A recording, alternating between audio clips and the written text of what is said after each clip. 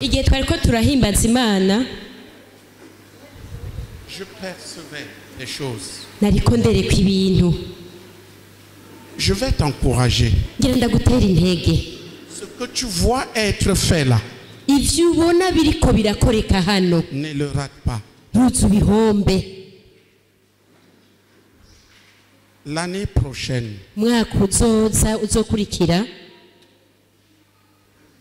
à la même date ou presque, kw'itariki nk'iyi nyene canke yegereje nous aurons alors fait 7 aho tuzoba dufise tours de 9 semaines, concluant par des louanges. tugize umunsi mukuru nk'uyu dusozeresha amatazirano. Rassure-toi que tu es dedans et que tu es resté dedans. uzucungere neza ko nawe uzaba uhari kandi uburimwo Parce que des choses vont se passer kuko hazohoreka ibintu que nous n'avons pas encore connues, ivyo tutigeze tumenya ni individuellement, haba ku giti cawe ni collectivement. canke muri rusange. Ça, c'est l'impression.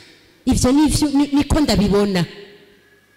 En fait, j'ai mesuré l'étendue nagerageje gupimura ubwaguke de la semaine de louanges quand je me préparais à venir. indwi ihariwe amatazirano ndiko nditegura nza ngaha kuko muriko muratazira nanje ndi hariya. Et quand cette impression était là, uko nabibona niko vyari biri et on louait. hama turatazira. Je vais vous donner le court message que le Seigneur vient de donner à l'église. reka rero ndabahe ubutumwa bugufi umwami ahejeje guha ishengero. Je voudrais vous dire qu'il m'a parlé bien avant, pendant ce jeûne, sur le plan personnel. nagenda abwire ko Alors presque dans le même sens. imbere gato umwami yaranganirije ku giti canje ariko muri iyo ntumbero nyene. Écoutez bien. ndabasavye mwumvirize neza. Et ne sois pas parmi ceux qui vont se retirer en arrière pour se perdre. kandi ndagusavye ntuzube mu bazokwiyonjorora ngo basubire inyuma hama ngo bazimire. Je remplacerai les années mauvaises par des bonnes. Subiriza imyaka mibi ndayisubiriza n'imyaka myiza. Elles seront fructueuses. izoba ari imyaka Elles y'ivyamwa. seront bonnes izoba imyaka myiza et elles seront nombreuses. kandi izoba ari myinshi Pour que vous n'ayez plus à vous lamenter kugira ngo ntimuzosubire kandi et à vous kwidodoza soucier, no kwitwararika car vous avez persévéré kuko mwaraраmirije et vous êtes restés déterminés. kandi mwagumye mumaramaje. Oui, ego c'est cela que vous avez fait. ivyo nivyo mwakoze. Vous ne vous êtes pas découragés. ntimwacitse intege Vous avez persévéré mwaraраmirije et vous êtes restés déterminés. kandi mwagumye mwamaramaje. C'est cela que j'ai attendu. nivyo nanje nivyo niteze C'est cela que j'attends. nivyo nivyo niteze nanone C'est cela que j'attendrai encore et kandi nivyo encore de vous. nzogumye nitega ndabitegako. C'est pour cela. ni kubw'ivyo C'est avec cela. kandi ni hamwe n'ivyo Et c'est dans cela que je vous bénirai. kandi ni muri ivyo nyene nivyo Et nzobahezagiriramwo vous élèverai. kandi nzobashira hejuru. Oui, ego je vous élèverai. nzobashira hejuru Car vous êtes restés déterminés. kuko mwagumye mumaramaje Et vous avez persévéré. kandi mwaraраmirije. Acclamons un peu plus. twiki mutokomera amashi umwami. Vous devez être encore plus déterminés. utegerezwa kongereza kuramiriza Car c'est en avançant dans cette direction kuko ni mu gutera intambwe mubandanya muri ubwo burongozi que je vous élèverai. niho nzobashirira hejuru. Vous ferez passer de gloire en gloire. muzisanga muva mu bwiza mwinjira mu bundi. Que ton cœur umutima wawe s'adresse à toi d'abord individuellement. ubu rero niwumviriza umuntu wese ku giti ciwe Que ton cœur ngo umutima wawe et que le cœur de chacun d'entre vous reste déterminé. n'umutima w'umwe wese muri mwebwe uguma umaramaje. Car j'ai parlé, kuko navuze je l'accomplirai. nzobishitsa Ce miracle parmi vous et avec vous. nzobikorana bikorera hagati muri mwebwe ndi kumwe na mwebwe.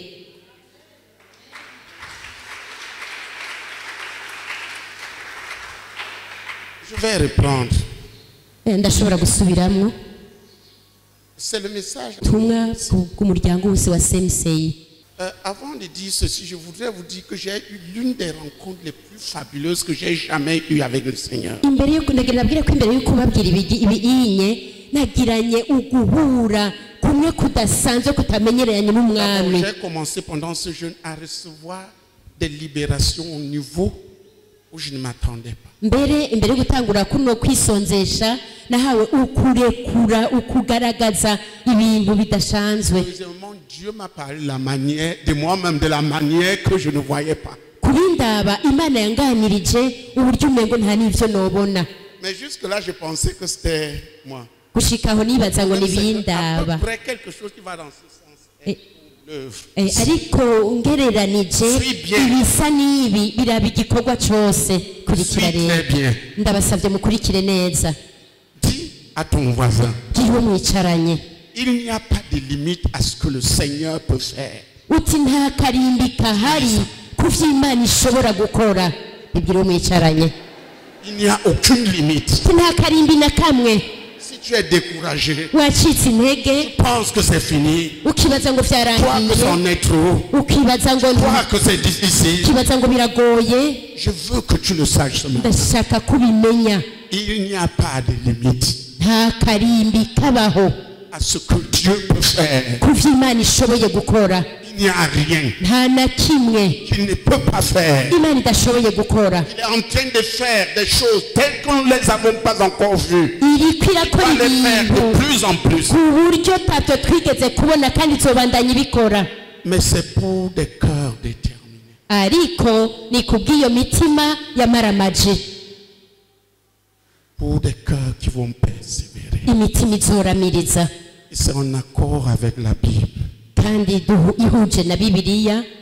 S'il vous plaît, serre ça sur ton cœur. Ndasavye ivyo bintu muvyandike ku mitima yanyu Et sois déterminé. hanyuma mumaramaze. Direction que Dieu nous a donnée. Ego n'uburongozi Imana yaduhaye. C'est maintenant 9 semaines.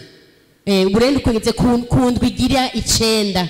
La semaine de louange était la semaine qu'on n'avait pas nominée. Atuzogira indwi 9 vuga ngo indwi tutigeze dutegura. Elle nous a été imposée par le Seigneur à travers le dirigeant. Rero Applaudissons pour twabihawe Jésus. n'umwami aciye ku murongozi wacu. Komera amashimesha Et umwami. c'est pendant que nous sommes en train de passer, c'est ce matin que je vois Ni muri kino gitondo nabibonye, l'importance. nabonye ikibanza cyavyo, ubuhambazi bwavyo. Qui va arrêter un peuple qui loue Dieu? None ninde yohagarika ubwoko buhimbaza Imana? Demande à ton voisin. Qui peut arrêter un peuple qui loue son Dieu? Bazumwicaye iti ninde yohagarika ubwoko buhimbaza Imana? Il reconnaît que Dieu l'a béni. Kuko baba bazi neza ko Imana yabahezagiye. Qui pourra l'arrêter? Ninde azoshobora kubahagarika? Ninde yovumu imana itavumye, ninde yovumu imana y'umugisha. Ko mutitabira ninde yovumu imana y'umugisha. Ninde yovumu imana itavumye, amen ninde yovumu imana y'umugisha. ninde yovumu imana itavumye ninde yovumu imana y'umugisha. Je relis. Ngira nsubire kandi Ce isome. que vous entendez, Ibi muriko murumva vous allez commencer à le voir. mugiye gutangura Cela kubibona va se voir de plus en plus parce que les gens ont commencé, nous avons commencé à le voir. kandi muzobandanya mubibona kuko abantu baratanguye Mais kubibona. ces années ne sont pas comme les années passées. Umwaka ntabwo usa n'iyindi myaka yose yaheze. Bonnes années sont arrivées. Imyaka myiza Amen. yaheze. On a avalé les maigres. maze ikimiruza ya myaka inaruze mu buzima bwawe, Dans la vie de l'œuvre. mu buzima bw'igikorwa Et cyacu, c'est maintenant que tu dois te lever. kandi n'ubu nyene noneho utegereje C'est guhaguruka, maintenant que tu dois te lever pour y entrer. n'ubu nyene uteze guhaguruka ukabyinjiramo.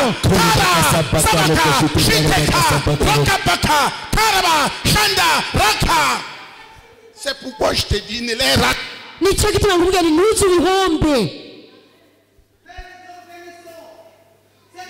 Bénissons le Seigneur. haguruka twese dushima umwami dushima imana De grâce, Père. Il en est de bonheur, de grâce. Oh, année 2027, papa. Année de jubilé. Pour tes enfants de la CMCI, papa. Nous te rendons grâce, Père. Nous te bénissons. Père, reçois hommage, papa. Reçois l'adoration pour ce message. Père, nous sommes reconnaissants de notre Père. Père, nous sommes reconnaissants que tu nous béniras, papa, davantage. Au nom de Jésus-Christ.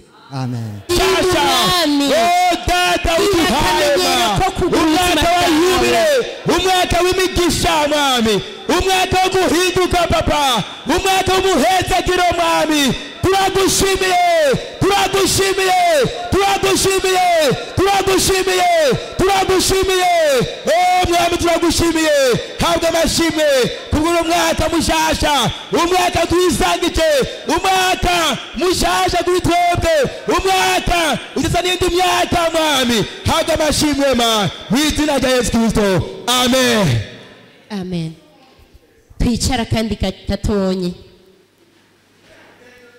Nous sommes dans la semaine des louanges. Après cela, on peut louer le Seigneur. ushobora gusanga Les nabibabwiye retardataires ont toujours kare tort. ariko turacari mu ndwi yo guhimbaza mu nyuma turaza gusubira kandi duhimbaza imana. S'il te plaît, retiens ceci. ndagusabye ngo ibintu bifate nkama. Si tu as été jusqu'ici, quelqu'un qui est léger, nimba gushika ubu wabaye umuntu wo hejuru mu kirere hinduka sois déterminé umaramaze à aller avec nous. kugira ngo tujane Et tu verras. J'ai dit, il tuza n'y a pas de wirabire limite. tuze nta karimbi Il n'y a kabaho rien qui ne sera pas fait.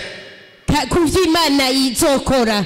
Pendant que j'étais assis là, igihe nari nicaye hajya la chose que le Seigneur m'a dit dans le jeûne, c'est comme si ça s'est rassemblé. ibintu byose imana yambwiye mu kwisonzesha umengo yari kwirabyegeranye bishira hamwe. Je me suis souvenu naciye nibuka de la promesse qu'il m'a donnée, la promesse de guérison particulière qu'il a, Insezerano qu'il yam- a donnée yo gukira mu buryo bw'umwihariko au 4e jeûne. kwisonzesha kugira kane. C'est au début de l'année prochaine. ni ukuvuga ngo mu ntango z'umwaka uza kandi nagumye ndabibona Et c'est ressorti ici. bica biraza ngaha. Regarde, on sera au 7e, Uvuga la ngo 7e semaine. soba tugeze ku ndwi igira indwi muri izo ndwi icenda. On sera en train de poser la 4e. tuzoba turiko natwe dushiraho Ça, c'est la 4e, le 4e siège de tuzoba loi. turiko dushiraho icicaro naco kigira kane. Dis à ton voisin, sois là. kiba mwicaranye iti nawe uzoba uhari. Et rassure-toi que durant tous ces temps, tu n'as pas été absent dans une des semaines. kandi uzucungere neza ko ico gihe cose atandwi n'imwe uzoba wasivyemwo.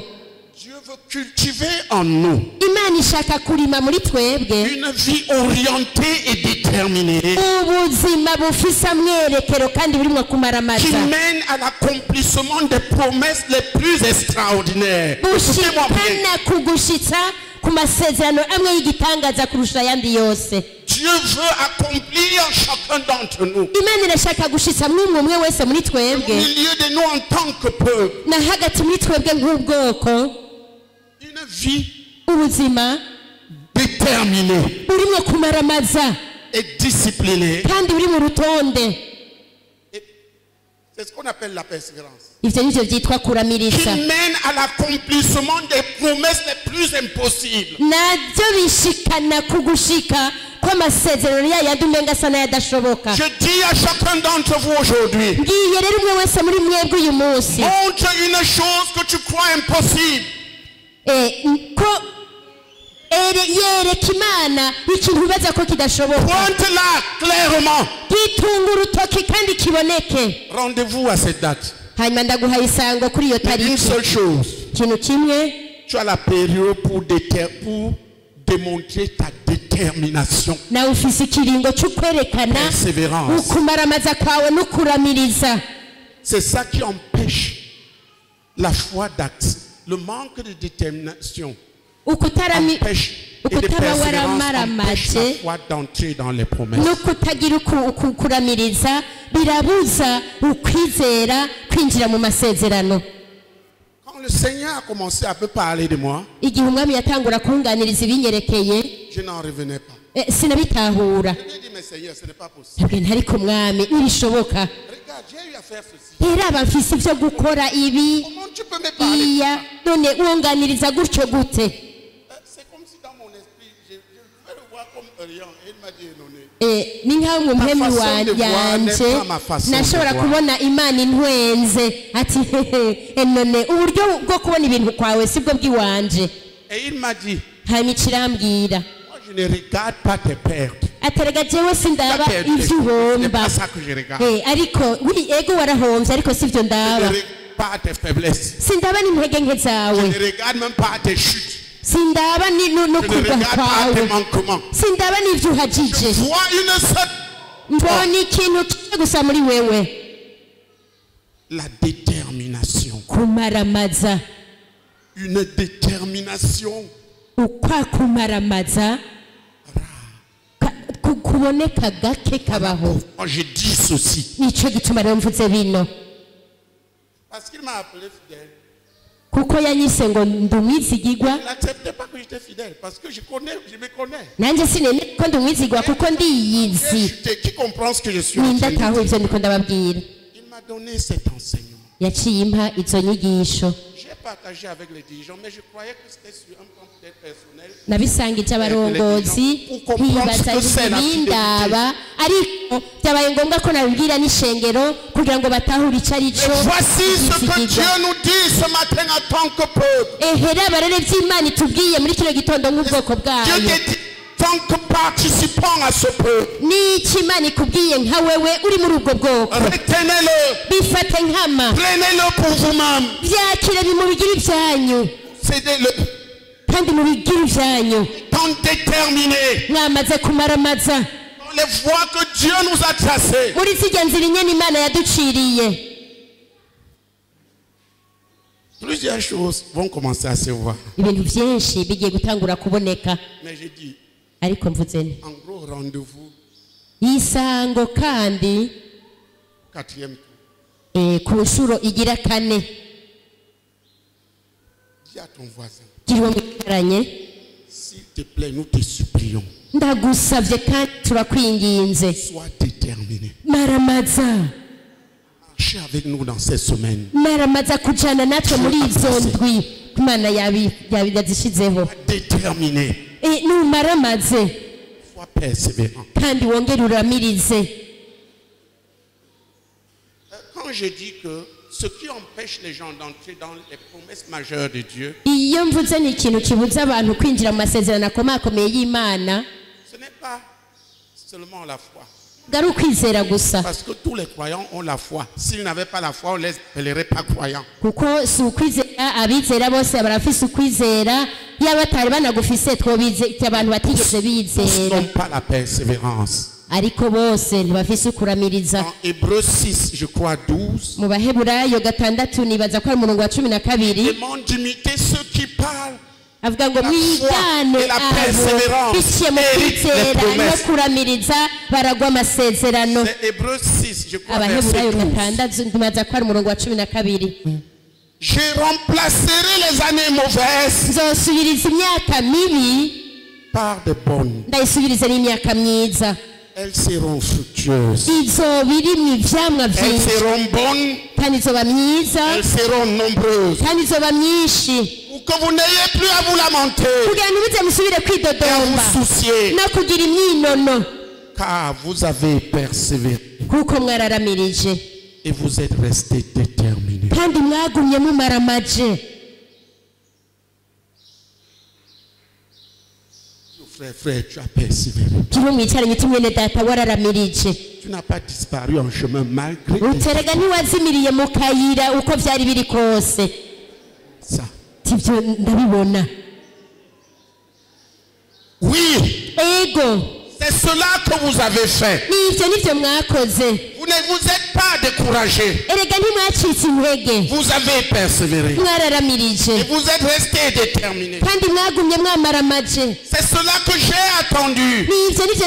C'est cela que j'attends. C'est cela que j'attendrai encore et encore.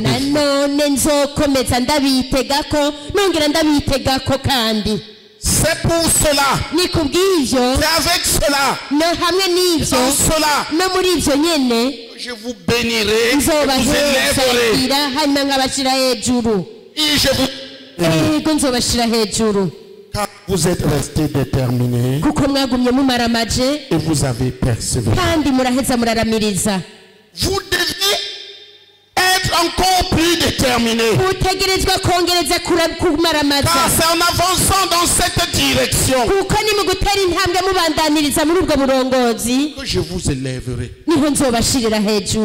Et vous fera passer de gloire en gloire. Que ton cœur, que le cœur de chacun d'entre vous reste déterminé. Car j'ai parlé. Je l'accomplirai ce miracle parmi vous et avec vous. Voilà le message. Bukenguruke mu izina rya Yesu Kristo kubwa buno butumwa budasanzwe uduhaye muri kino gitondo